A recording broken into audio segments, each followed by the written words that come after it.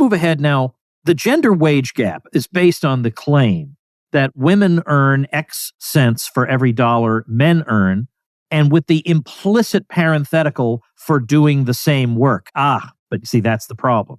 We get rid of that implicit parenthetical. They're not doing the same work. That's a good chunk of the explanation. They're not doing the same work, and they're not working as much, because to qualify as full-time work in how they calculate the gender wage gap, you have to work at least 35, 36 hours a week. Okay, well, a lot of the women who are being measured here are working between 35 and 40, but a lot of the men are working between 44 and higher, and they're not correcting for that. So that's another thing. So the whole thing, as you peel it back, you realize actually every aspect of this has a perfectly sensible explanation. Exactly. There's more you can say. I haven't stolen all your thunder, but I at least wanted to start with that. So one of the ways we can test this theory is to see if there are any more gaps within much more narrow groups. So when we look at men versus women as far as on-work deaths, turns out Forbes reported fatal employment, men 10 times more likely to be killed at work. So automatically we see, well, maybe there's a difference in risk, so they're able to demand a higher wage. Another way we can look at this is, are there any differences in incomes between people who are not men and women? And maybe these couldn't be explained by sexism. Maybe there's another explanation for why people have different wages. Here are a list of American demographics that have higher incomes than white Americans. Indian American, Taiwanese Americans, Chinese, Sri Lankan, Pakistani, Japanese, Filipino, Indonesian, Korean, Cambodian, Hmong, and Vietnamese. Now, could we say that, hey, there's an inequality, therefore discrimination exists, as Ibram X. Kendi likes to tell us? We can even look at married men and unmarried men, or rather men who were never married versus men who are married. And we see the same gap there. It's about 30% when you're looking at men between 25 and 44 to men who are married, 45 and older. We have another wage gap. So maybe there is a different explanation. Also, don't forget the age wealth gap. 16-year-olds on average earn $31,000 a year, while the average 46-year-old earns $63,000 a year. Therefore, we need a Young Lives Matter movement to get everyone riled up. This could only be because of discrimination. Of course, we see these inequalities all around us. The average median income in Maryland is $94,000 a year, while the average income in Mississippi is $49,000 a year. How can they explain all of these other disparities that exist all around us? How can they pin it all on sexism when they're actually all around us? Inequality is just a natural form of life. One organization, blackenterprise.com, reported, the Nielsen research finds that the median household income for foreign-born blacks is 30% higher than U.S.-born blacks.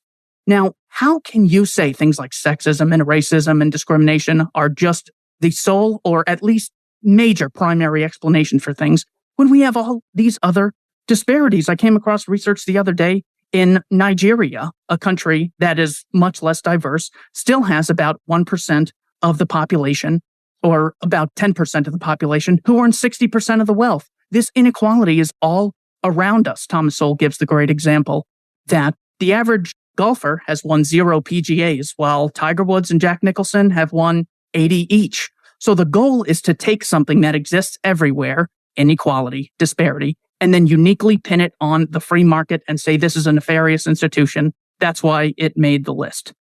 All right, let's move on from the gender wage gap. As I said, I've done at least one episode on that. And I think, I'm trying to remember the exact statistic. I think it's 88 cents on the dollar.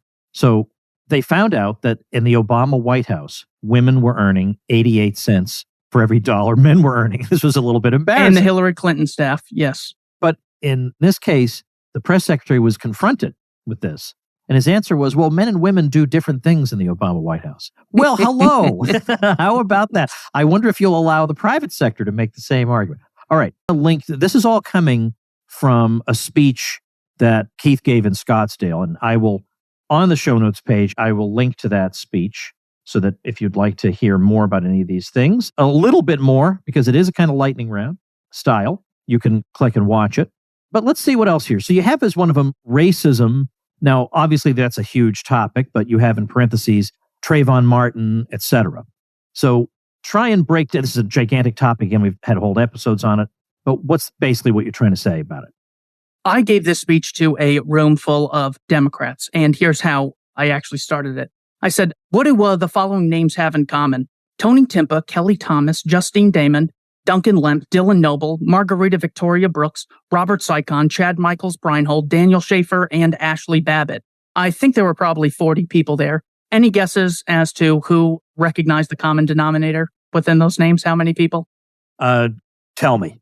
0. That's what I recognized that all of those were unarmed whites murdered by the police. Of course, non-white names are constantly used in hopes of provoking racial tension so they could say, look at this big problem, and only a big problem can be dealt with by a big government. So, well, maybe I'm just picking stories like they're picking stories. Who's right? Well, let me channel Anthony Fauci and go to the science. Roland Fryer is an economist at Harvard University, and in a study that he wrote titled An Empirical Analysis of Racial Differences in Police Use of Force, this was published in July 2017, he said, blacks are 23.5% less likely to be shot by the police. A year earlier, Washington State University titled the paper, The Reverse Racism Effect, finding police were 3 times less likely to shoot unarmed black suspects than unarmed white suspects.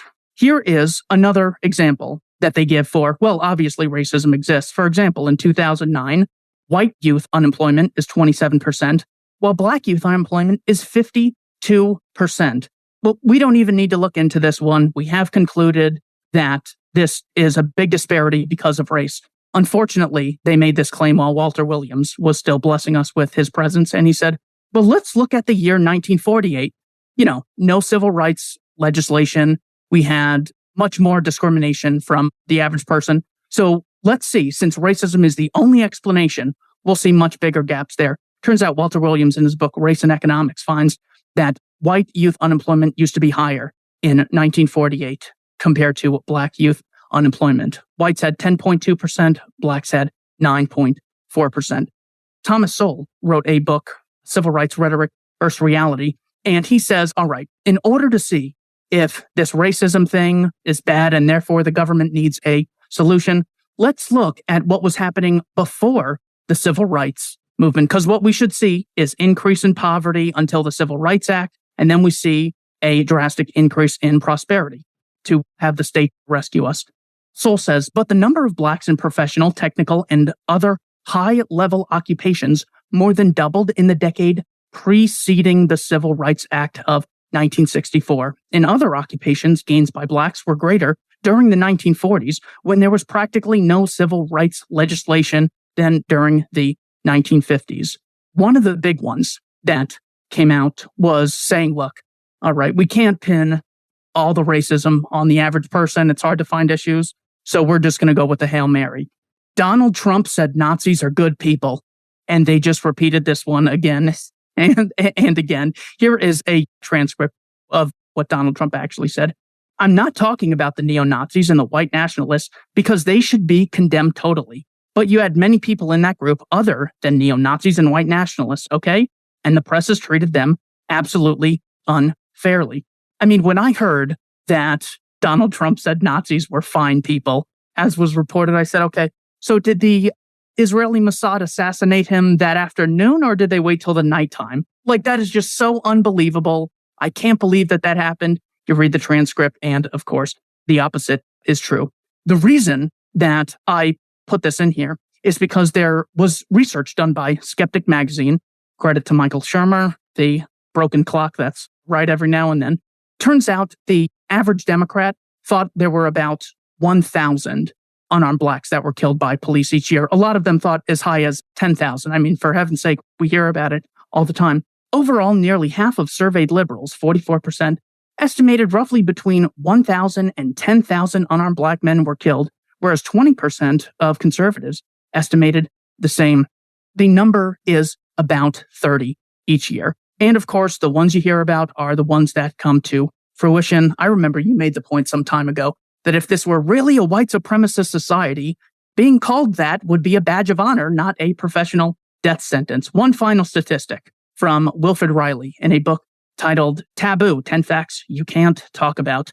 If we live in this terribly racist society, of course, we would see, when it comes to interactions between the races, the whites constantly initiating violence against blacks, which is absolutely terrible when it does happen. Wilfred Riley actually brings the statistics out. He says, there were indeed about 5 times as many black on white crimes as white on black crimes, 560,600 to 103,563 during the representative year that I use for data analysis purpose. Here is where libertarianism is so vitally important. If you take that and look at it as a race issue, well, then you think, well, we should be at about 50-50, or the problem is therefore blacks. The libertarian says, no, those are both arbitrary differences. What matters is the initiation of violence aspect. So when progressives look at this stuff and say the problem is one race, the problem is men, the problem is the rich, it constantly is dragging us away from a true solution, which is to change people from their default position to be democracy is legitimate to the non-aggression principle is legitimate and we shouldn't have double standards. Wow. Okay. We're going to end it there.